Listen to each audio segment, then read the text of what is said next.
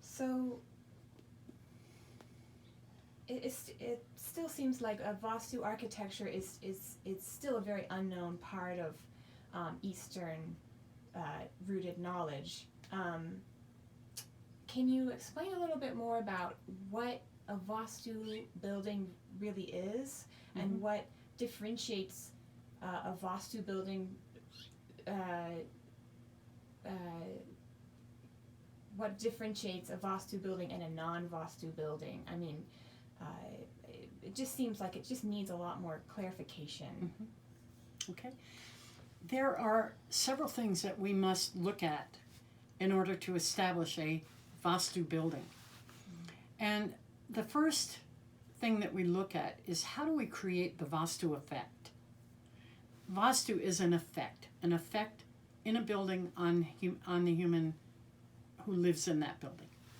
The Vastu effect is created through proper selection of our site, a building site. There are certain characteristics and qualities that must exist on a site before we can build there.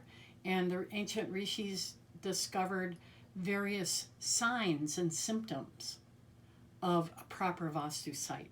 So we analyze a site for vegetation, a number of points that tell us whether or not this is a good site. And it includes a soil test, it includes the sound of the earth when struck, it includes the vegetation, and how the client acts on the site. I've done site selection with clients, and on some sites I take them and they're standing like this, talking to each other, right? Other sites, they're like lovey-dovey with their arms around them. Well, we're going to choose the site, all other things good, that they're lovey-dovey, because that tells us that the energy of the earth is producing a feeling of love and affection, right? So there are a number of other things regarding site selection. The next thing that's important is, from site selection, is the orientation. In site selection, we want to look at the slope of the land and things like that.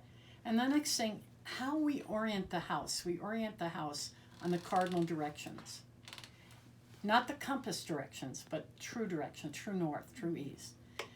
And so the orientation of the building is the next important thing. And these two things feed into the success of the third element, which is ayati calculations, the mathematical measure to a 64th of an inch of the main wall of the building. Okay. That is what causes this mathematical calculations. There are specific mathematical calculations that tap into universal vibration. And those mathematical formulas were cognized by ancient rishis and tested.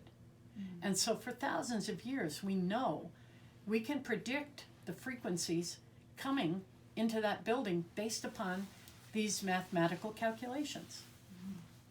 And the next thing is vibrational matching with the client. The energy of the client must match in a positive way the energy of the building. Otherwise, we have a dissonance. We want a harmonic. We don't want a dissonance. We don't want the person coming in and feeling like fingernails scratching on a blackboard every time they come home. We want them to feel Grieg's Four Seasons when they come home. So these points are extremely important in creating the Vastu effect. The next thing we want to do is support and maintain the Vastu effect. We do that through the building codes outlined in the Shastras, the Vastu Shastras, and I have many more in my other room.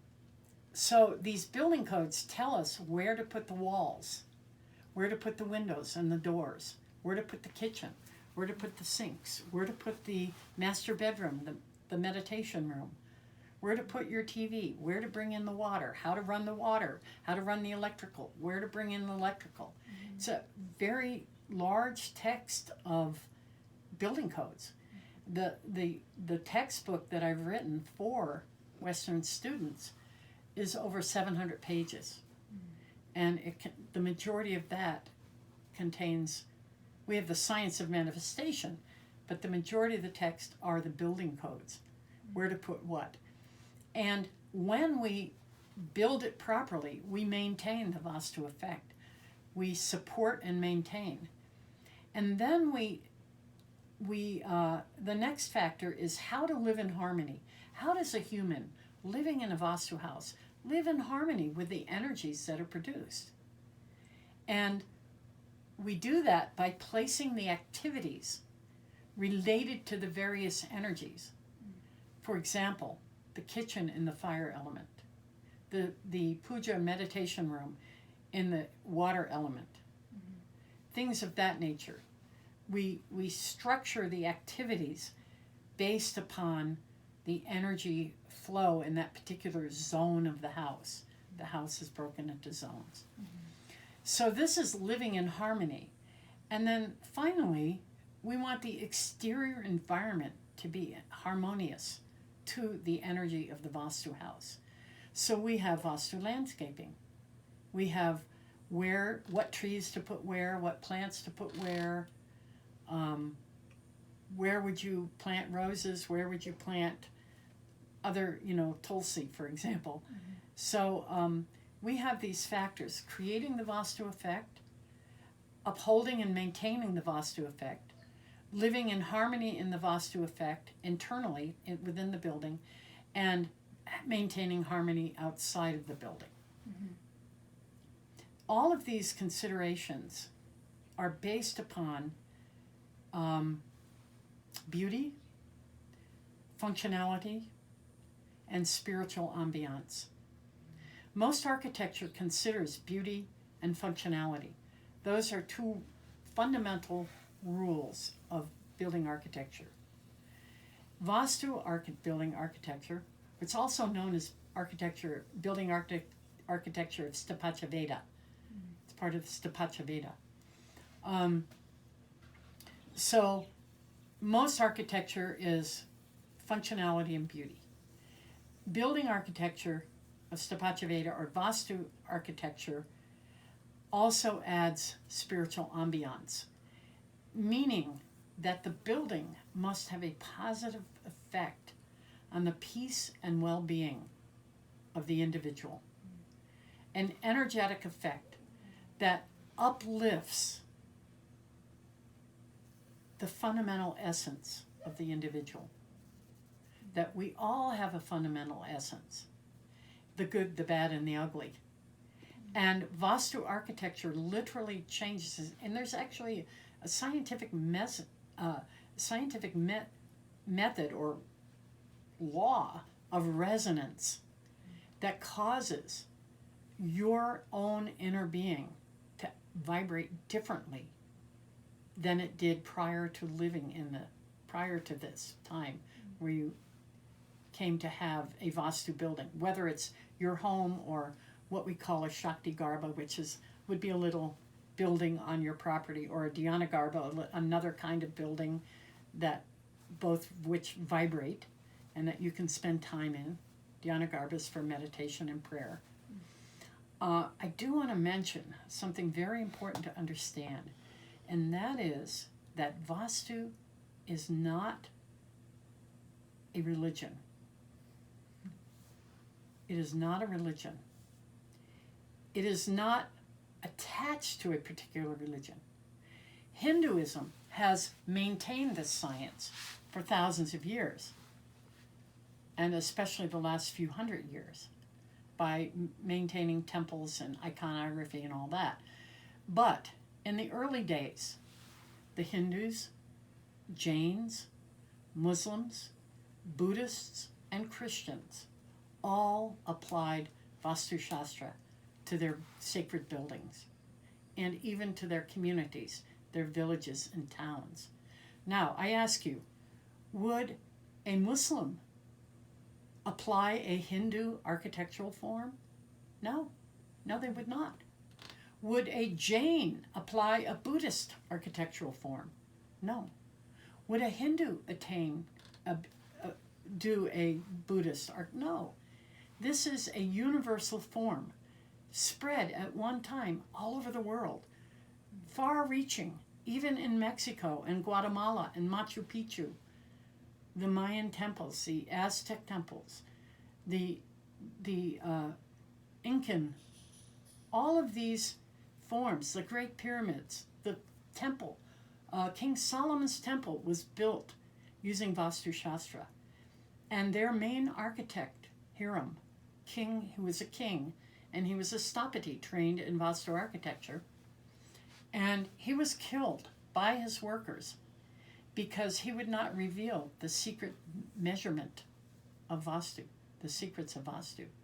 It was held very closely because you had the ability as a Vastu expert to make or break a person's life by the mathematical process that you did, that you applied to their home.